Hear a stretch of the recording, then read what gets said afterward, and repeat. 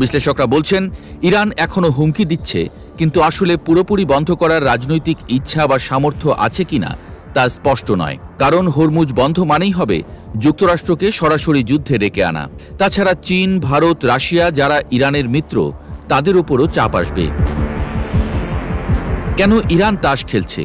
Iran জানে Hormuz বন্ধের হুমকিতেই তেলের বাজার অস্থির হয়, বিশ্ব অর্থনীতি কেঁপে ওঠে।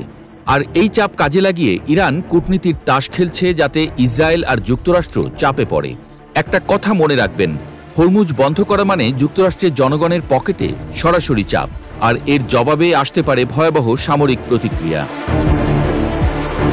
বিশ্লেষকদের মতে এখনই হয়তো ইরান হরমুজ প্রণালী বন্ধ করবে না, কারণ তারা জানে এমন পদক্ষেপ নিলে শুধু প্রতিপক্ষ নয়, নিজেদের মিত্র এবং বৈশ্বিক অর্থনীতিকেও চরম বিপদে ফেলা হবে।